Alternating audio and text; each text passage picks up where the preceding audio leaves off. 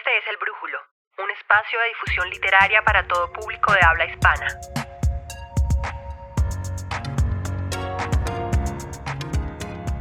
Hola a todos, bienvenidos a este primer episodio del ciclo introductorio dedicado a La Vorágine. Hola Germán. Hola.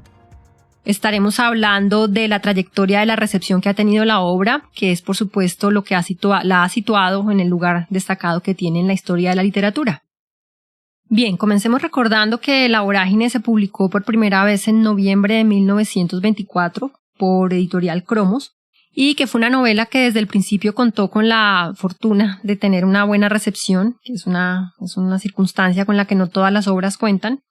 Y hubo varios factores que incidieron en esta acogida que tuvo La Vorágine desde el comienzo. Por un lado, José Eustacio Rivera tuvo la idea de proponer toda una campaña de expectativa para la publicación de la obra. Por ejemplo, en el periódico El Nuevo Tiempo, en agosto de 1924, salió este anuncio como a la manera de un anuncio clasificado. Decía: La Vorágine, novela original por José Eustacio Rivera, trata de la vida de Casanare, de las atrocidades peruanas en La Chorrera y en El Encanto y de la esclavitud cauchera en las selvas de Colombia, Venezuela y Brasil. Aparecerá en el mes entrante. Entonces este anuncio, un anuncio como este, pues generó en el público la expectativa de una obra que, si bien era llamada una novela, pues no sería propiamente una ficción, sino que más bien sería un relato que hablaría de lugares reales y cercanos en la geografía nacional, y pues eso ya de entrada generó gran curiosidad en el público. Y ya para la publicación de esta primera edición, Rivera tuvo la idea de acompañar el libro con unas fotografías supuestamente tomadas por personajes de la novela a personajes también de la obra. Incluso hay una en la cual aparece José Eustacio Rivera descrito como si fuera Arturo Cova, es decir, el protagonista de la novela, fotografiado por otro de los personajes de la novela. Entonces esto también generó mucha curiosidad y pues toda una expectativa acerca de esos hechos verídicos que supuestamente estarían contados en la novela. Además, porque la novela está enmarcada en un escenario en el cual supuestamente Rivera envía una carta, una comunicación a una autoridad oficial presentándole lo que serían los manuscritos de Arturo Cova, del protagonista de la obra. Entonces esto también pues sorprendió mucho al público. No sobra recordar que estamos hablando de principios del siglo XX, es decir, que las representaciones de la selva pues eran escasas, mediadas siempre por la escritura, y que ofrecían al público colombiano la posibilidad de hacerse una imagen de la selva colombiana y de las cercanías de la nación. Sumado a ello, pues un relato que contara hechos verídicos de la selva, pues también sería recibido como una narración de aventuras, un relato de aventuras, que era un género particularmente en boga en la transición entre el siglo XIX y el siglo XX. Entonces, sumado a todo este auge, toda esta acogida que tuvo la obra, pues encontramos que La Vorágine contó con 5 ediciones que fueron revisadas por Rivera en vida, es decir, que entre 1924, cuando se publicó la obra, y 1928, cuando muere Rivera, ya hay 5 ediciones revisadas. Es lo que hoy en día llamaríamos todo un bestseller. Otro aspecto relevante alrededor de la primera publicación de La Vorágine en 1924 fue la cantidad de artículos críticos y comentarios que se publicaron en periódicos y en revistas nacionales e internacionales. Incluso es llamativo que la novela desde el principio, es decir, esta cantidad de textos empezaron a publicar, recién la novela apareció en noviembre del 24 y ya contábamos con que el siguiente año teníamos una gran cantidad de textos publicados. En Colombia particularmente varios periodistas, pero sobre todo escritores de la generación de José Eustacio Rivera se manifestaron con respecto a la novela. Y también en Estados Unidos y en España se publicaron comentarios sobre la novela. La mayoría de los comentarios que se publicaron en Colombia, sin embargo, son comentarios que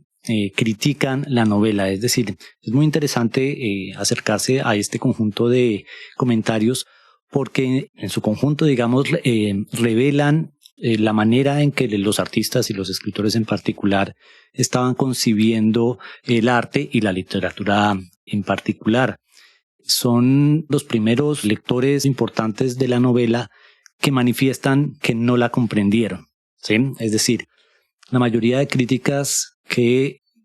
mantuvieron, que expusieron con respecto a La Vorágine tenía que ver sobre todo con su forma. ¿sí? Muchos de estos críticos le criticaban a La Vorágine que era una novela que tenía demasiada cadencia. Por supuesto, hay que recordar que José Eustacio Rivera, antes de publicar La Vorágine, había publicado un libro de sonetos que, digamos, había sido en cambio muy bien recibido, ¿sí? En la medida en que este conjunto de poemas, digamos, corroboraba la estética modernista, que de alguna manera era una de las estéticas literarias dominantes en su tiempo. Y la mayoría de escritores y de críticos avalaron esta publicación como una publicación, digamos, que era legítima con respecto a las ideas estéticas del momento. En cambio, cuando leyeron La Vorágine, vieron un abismo precisamente entre la novela y los ideales, digamos, estéticos del momento, no solamente en Colombia, sino en Hispanoamérica, y en ese sentido la criticaron duramente, porque digamos, uno de los elementos que encontraron es que era una novela, pero tenía muchos elementos de la poesía, y eso hacía, digamos, que su lectura en principio fuera una lectura, con palabras de ellos, digamos, tediosa, y que en algún momento podría llegar a ser incluso aburrida. Otra de las críticas que mantuvieron, que digamos que expusieron con respecto a La Vorágine, es que su estilo era descuidado, en oposición precisamente a sus poemas, que los poemas de Rivera son los poemas, digamos, que en términos de la forma es demasiado cuidada, mientras que ustedes seguramente que andan leyendo la Vorágine van a ver que La Vorágine en algunos momentos la prosa es una prosa, digamos, muy agresiva, por decirlo así, y que de alguna manera se puede entender como un poco desordenada y desorganizada. Eso después va a tener, por supuesto, unas interpretaciones críticas muy interesantes, pero en su momento se vio como incluso algún crítico decía, parece que la novela hubiera sido escrita en 3 días. Además, también no entendieron su estructura. Sí, por ejemplo, criticaron mucho que hubiera tantas narrativas incrustadas, aunque es raro porque, por ejemplo, digamos que la novela en español pues proviene de alguna manera del Quijote, que es precisamente una novela que tiene muchos elementos, digamos, muchas narrativas incrustadas, pero los lectores, estos primeros lectores de La Vorágine vieron en esta cantidad de tramas, de historias y de voces, sí, a partir de las cuales se incrustaban diferentes narrativas, como lo leyeron como un desorden, como una novela que se iba desordenando continuamente. Y otras 2 críticas que se pueden encontrar en estos primeros comentarios era que era una novela, digámoslo así, demasiado gráfica, demasiado violenta, que atentaba precisamente contra esos ideales clásicos según los cuales en la obra de arte no debería exponerse, digámoslo así, la sangre o la violencia, sino que todo debía pasar, digamos, detrás del telón de la obra. Entonces también fue una crítica como una obra demasiado violenta y demasiado gráfica. Y finalmente hay un crítico que resume, digamos, su comentario crítico diciendo que la novela ni es artística, ni es académica, ni es doméstica. Y aunque la crítica sí comprendió la obra de Rivera, La Vorágine, como una novela de denuncia, parece que de todas maneras el público no la entendió así.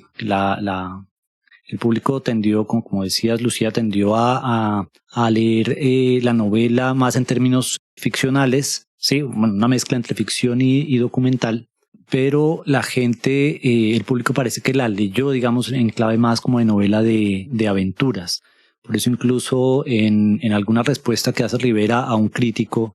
dice al final que La Vorágine se vende pero no se comprende. Es para morirse de desilusión, dice Rivera, un poco aceptando que esa dimensión política y social de la novela se había perdido y que la gente estaba leyendo más La Vorágine ya en términos más ficcionales, e incluso dice que parece que la denuncia que él mismo había hecho de los abusos en el Putumayo o en los llanos orientales y en la selva amazónica, estos abusos la novela los había convertido en una mitología de la selva. Y la gente los estaba leyendo y los estaba interpretando más, digamos, como narrativas fantásticas, más que la acusación, digámoslo así, de hechos que estaban sucediendo en ese momento en el territorio. Sí, de hecho, supongo que por el nivel de violencia que podemos leer en La Vorágine, pues para muchos también se trató más que de una novela de aventuras, de una novela de crímenes, una novela negra. Ahora, también hay que recordar que Rivera aparte de que ya era reconocido como poeta, porque antes de La Vorágine había publicado su poemario Tierra de Promisión y ya era un poeta con un cierto reconocimiento, pues él también había sido un actor político. Él estuvo en varios cargos burocráticos, fue enviado a varias misiones diplomáticas, fue representante de la Cámara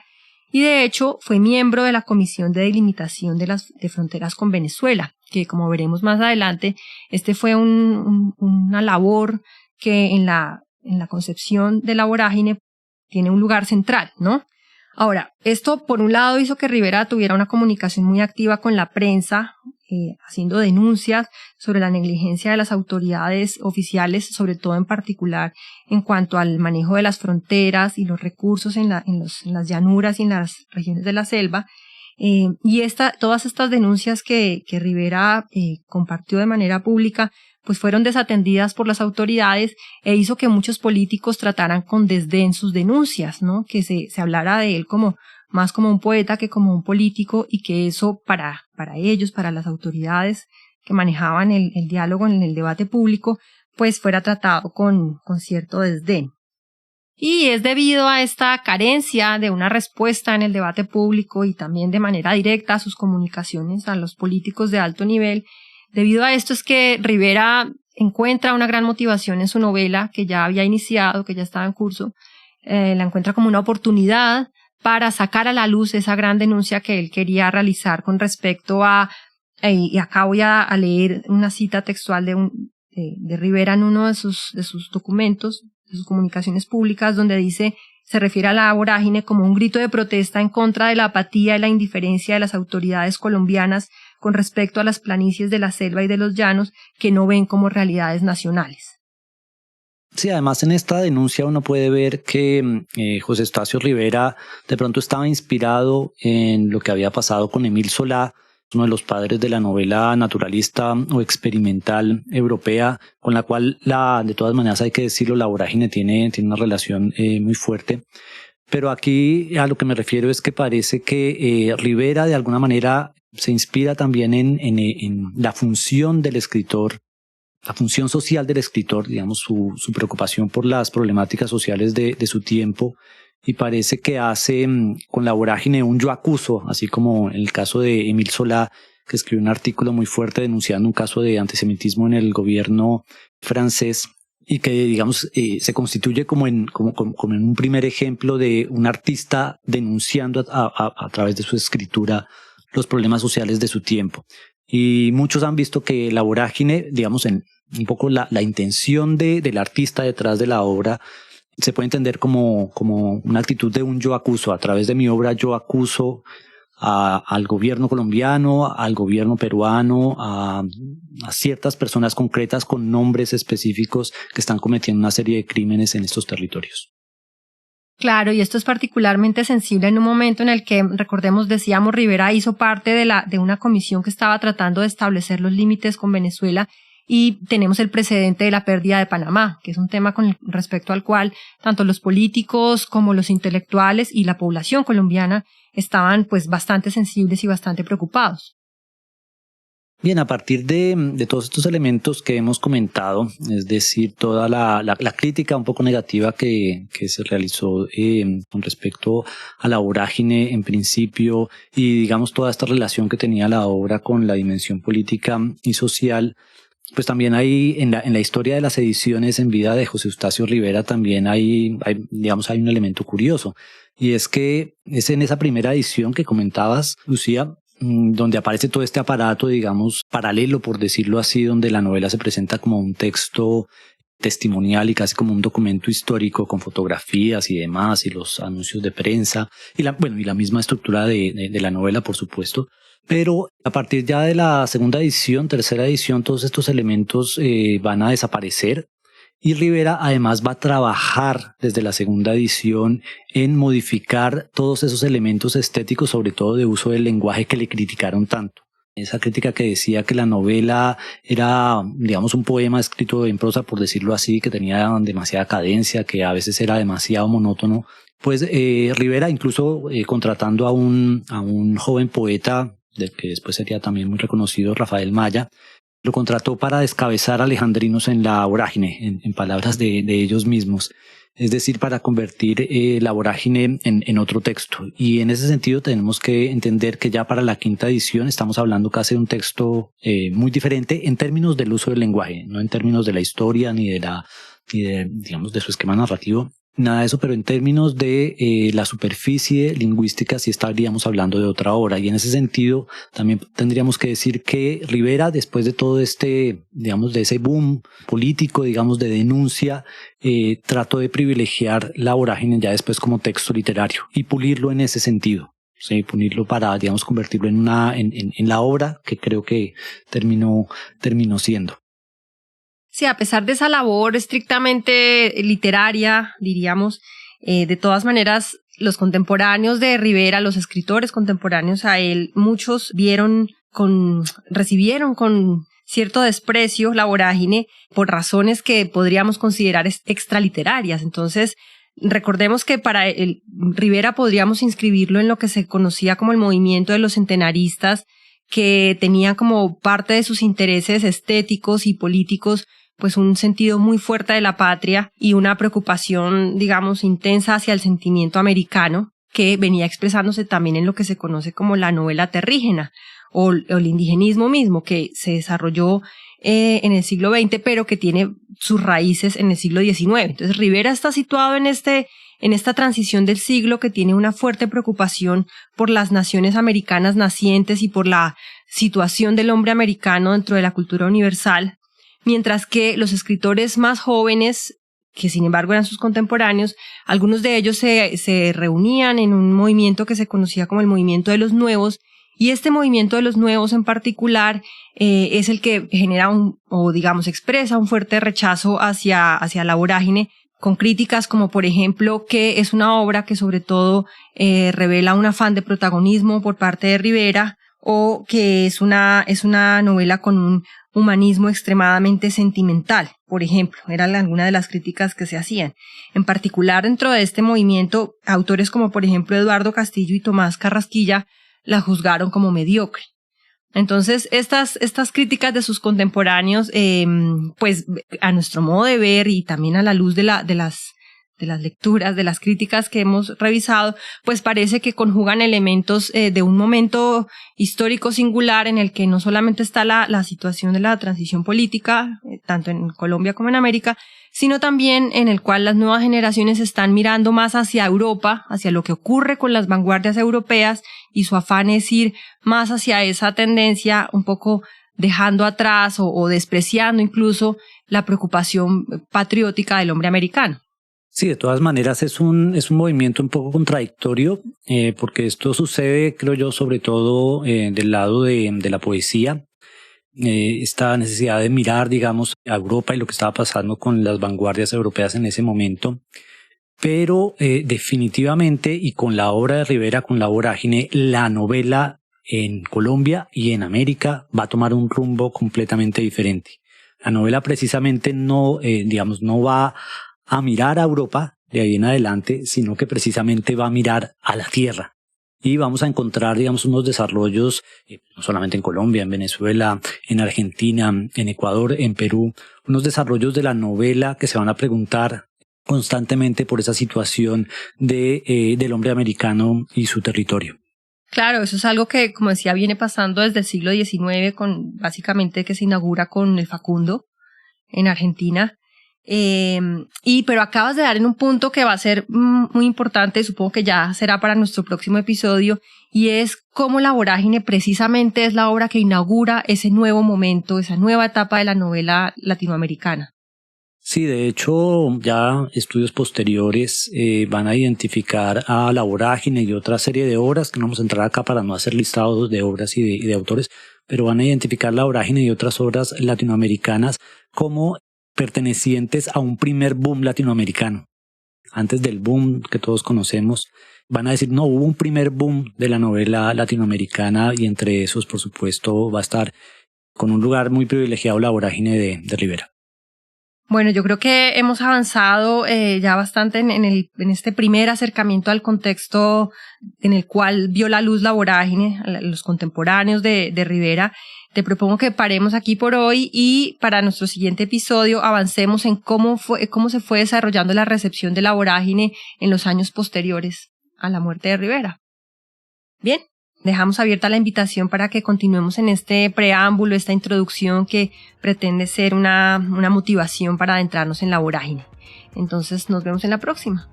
Bueno, nos vemos en la próxima.